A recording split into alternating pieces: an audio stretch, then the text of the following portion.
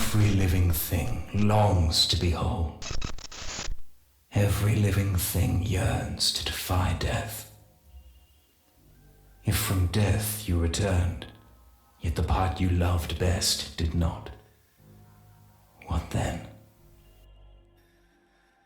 My name is Sigor Savar, morphology specialist with Nef Anyo's Venusian terraforming expedition.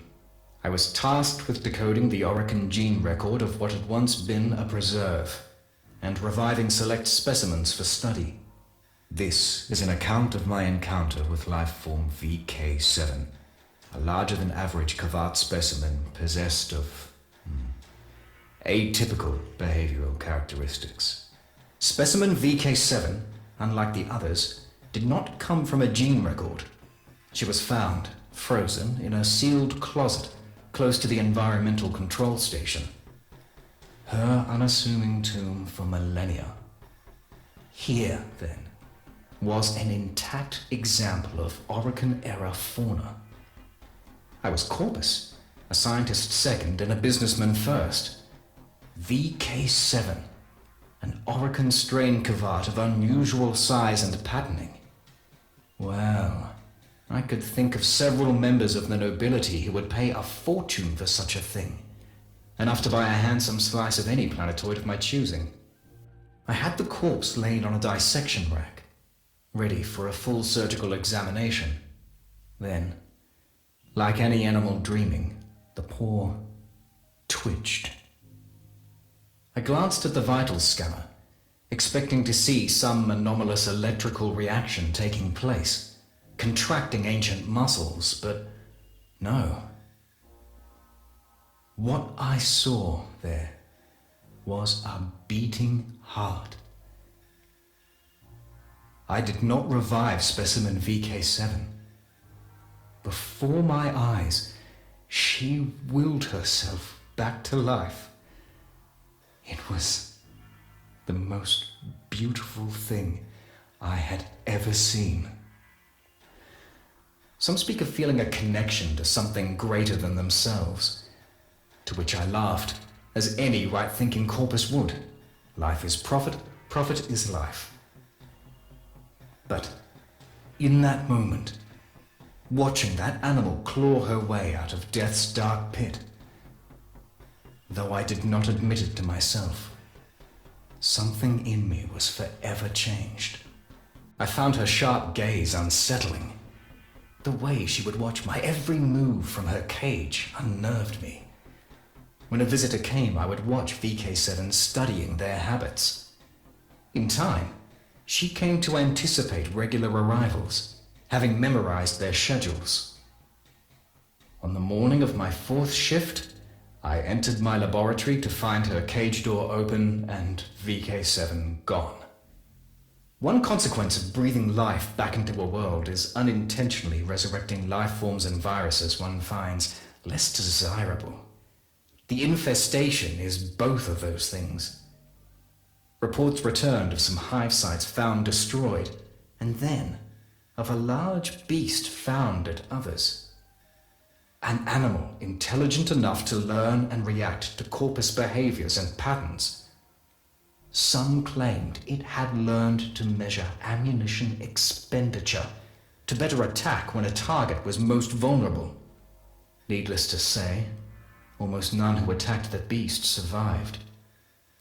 This had to be specimen VK-7. I left to join with a flamer team already deployed to a nearby hive. Both team and hive were dead when I arrived, killed by tooth and claw. Fearing for my life, I made to leave, and was apprehended by the sight of a low figure blocking my egress. Specimen VK-7. She prowled forward from the shadow of a shattered, snow-blown hive, her paw prints red with blood.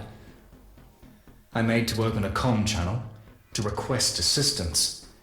VK-7 growled low, and I swear this to be true, slowly shook her head. I did not make that call. She padded closer, and I saw the wound on her side. She turned that side toward me, an act of trust, and a request for aid. I unpacked my field kit and carefully went to work. I did not report my experience with specimen VK-7. I could not admit why then, but now I can tell you. I felt it would have violated a trust. There I was, a morphology specialist, sworn to the Corpus Empire, and yet, for reasons entirely illogical, I placed loyalty to a wild animal above my life oath, and every doctrine that values self-interest above charity. But keep that confidence I did. I think that is why VK-7 brought me the hand. Somehow, she had managed to infiltrate the facility, bypass 2 different security gates, and had gained entry to my laboratory without raising an alarm or my awareness. She held in her jaws a severed hand. Blackened, fossilized, gently, she laid it before me and, with a meaningful glance, turned, padded away into the shadows, and was gone. I analyzed the hand. What I learned that night, alone in my laboratory, would become an obsession to focus the remainder of my life.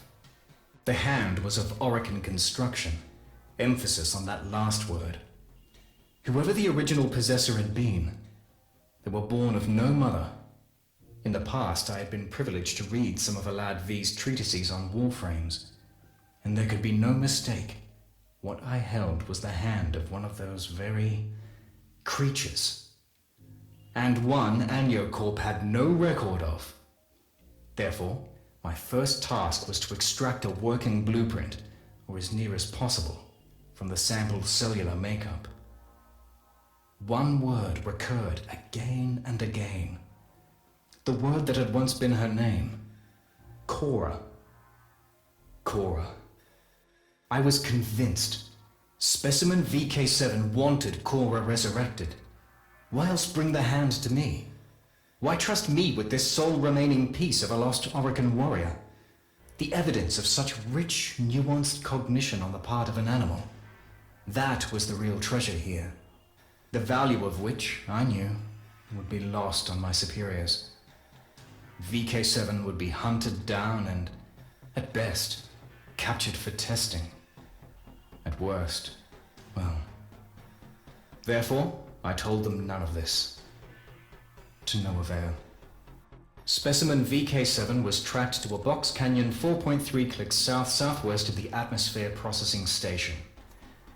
The horror of the hives, as she had come to be known, had been deemed unworthy of study, and was to be destroyed in her lair. I positioned myself at the entrance to her cave home and waited, to doom myself in the name of some imagined ideal. My own voice screamed in my head, "What are you doing? What are you doing?" Once, not so long before, I was a man who would have sold this animal for profit. Now I stood in the freezing cold, surrendering all I had for, some would say nothing. I would say, something greater than myself. They came, picking their way through the snow, heads bowed, pushing against a numbing, slashing wind that froze skin and carried my voice to them. I begged them to stop, pleading VK-7's case, with a bomb in my hand. It went about as well as you'd expect. They did not listen. Numbsol is employed, traditionally, as an animal tranquilizer, but converts to an aerosol easily enough. The canister rolled from my fingers and erupted in a geyser of brown-green gas, thrown towards the hunters by that roaring wind, bathing them. I am a better scientist than saboteur. Their respirators dealt with the Numbsol as handily as every other contaminant, and I was promptly arrested. But VK-7 did escape. I achieved that much. The atmosphere processor wasn't made for imprisonment or interrogations, but the lack of facilities did not prevent them performing both. Bound and beaten in maintenance closet A5, I told them everything. It doomed me. Zil, the oxygen tech from Reclamation 3, had a previous career in psychological operations for some branch of the military. Therefore, he had been selected to administer to me, to interview me and, ultimately, to execute me. Barrel pressed to my forehead, Zil said he would prefer it if I did not look at him. Obliging as ever, I closed my eyes. There was a sharp crack, then nothing more. I opened my eyes. Zil lay dead at my feet, limp, throat clasped in VK-7's jaws. I was corpus no longer. Remaining on Venus would be death for both of us. We had to escape. Together we made for an automated cargo relay, one that would ferry us anonymously to the hold of a Solaris rail tractor in geosynchronous orbit and away from Venus. How well she guided me, circumnavigating patrols and security cameras. But, inevitably, my former comrades calculated our likely destination and closed in, rapidly. Plasma blasts lanced the air from both sides of the hangar. I bundled myself into the nearest open conveyor, bound for orbit. A waste of time, I knew. We had reached our means of escape, but had no hope of achieving it. Troopers and mowers closed in a classic pincer movement. Sparks and near misses flashed hot against my face. In moments, our conveyance would be destroyed, and us along with it.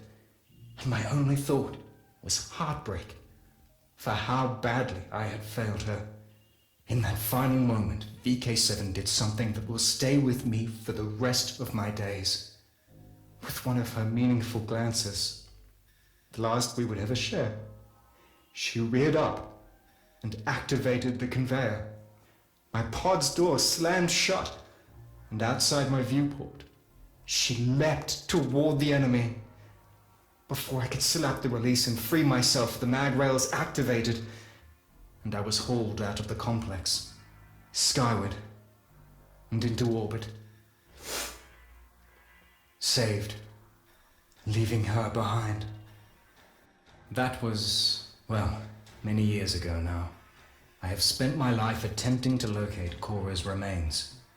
Contacts inform me she was found, fused but intact, within the Orican terraforming complex itself, and shipped off-world via a notorious Solaris rail agent, who subsequently vanished. I now believe, firmly, that her remains are to be found on the Eidolon Plains. I go there now, entrusting these encrypted logs to my old friend, Konzu, for safekeeping. There I shall put a lifetime of searching to rest. I have never doubted that VK-7 survived Venus. And to this day, I still believe that, before I leave this life forever, I shall one day look up from my writings to find a familiar figure standing in my doorway, alongside her Kavat. I am Sigor Savar, a better man, as it turns out, than a scientist.